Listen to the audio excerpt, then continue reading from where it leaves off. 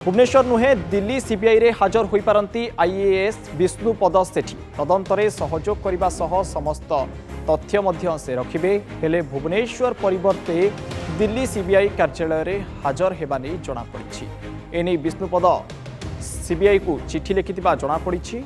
Bridge and roof construction company GGM Chanchal Mukherjee सह 10 लाख टंका launch कारबार रे आईएएस विष्णुपद सेठी संपृक्ति नहीं तांकु समन करिथिला सीबीआई। 10 तारिख रे समन जारी होइबा बेले 11 तारिख रे भुवनेश्वर सीबीआई कार्यालय रे हाजर हेबा पई तांकु हुआ जाइथिला। विष्णुपदंक 3 ड्राइवर को जेरा करि सारिछि सीबीआई। अधिक आलोचना करबा हम सहित फोन लाइन जोड़ी होइछन्ति भुवनेश्वर रिपोर्टर मानस महापात्र।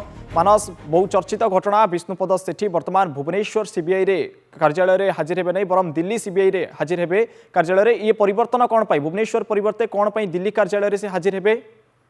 जहाँ विश्वस्त सूत्रु जना पड़ी स्वास्थ्यगत कारण ता सहित सरकारी कार्यक्रम गोटे प्रकार बाहाना देखाइबा सहित जे प्रमुख सचिव अच्छा से भुवनेश्वर नुह बरम जे देखिए दिल्ली रे हाजर हेबे। सीबीआई सोर्स रे संपर्क रे जेतेबेले जना पड़ी कह जाइछि जे स्वास्थ्यगत कारण को से देखाइछन्ति जे तांकर रिजिन भाव में देखाइछन्ति एवं जेहेतु 2 पर्यायर रिमांड शेष होइछि एवं 3 अभियुक्तों को जेल पठा जाइछि।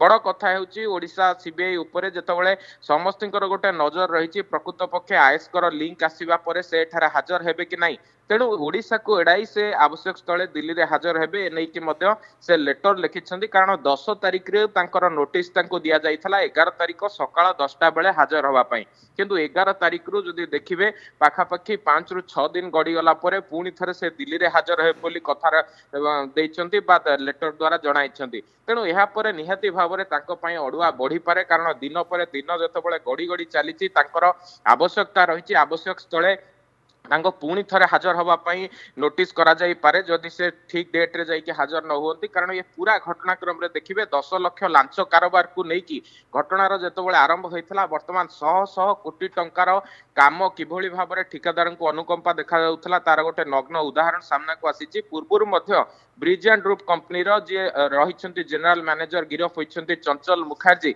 से मध्य विष्णुपद सेठी को भेटिबा एवं भेटिबा पई गोटे रिक्वेस्ट अपॉइंटमेंट लेटर रिक्वेस्ट पठाइबा ये समस्त तथ्य सामना को आछि। एपरि कि जो आश्रम स्कूल गुड़िकर टेंडर रो मध्य गोटे ओपन टेंडर नकरा जिबा सहित किभली भाव में अनुकंपा देखा जाउथला किछि लांचुआ ठिकादार मानकु तार तथ्य प्रमाण सामना को आसीबा परे निहाती भाव में विष्णुपदंक अडुआ बढ़िछि एवं दिल्ली रे हाजर हेबा परे ये जो तदंत प्रक्रिया रहिछि ताहा केउ आडू को जीवो ताहा परवर्ती समय रे जणा मानस, तबे तदंत प्रक्रिया केउ आडू को जीवो बहु चर्चित आईएएस कर संपृक्ति घटना रे कोन रहिछि रहस्य ता उपर मध्ये खूब शीघ्र पर्दा उठिबो बोली समस्त आशा रखिछन्ति। बहुत बहुत धन्यवाद मानस आम सहित फोन लाइन ने जोड़ी हेबा पाई।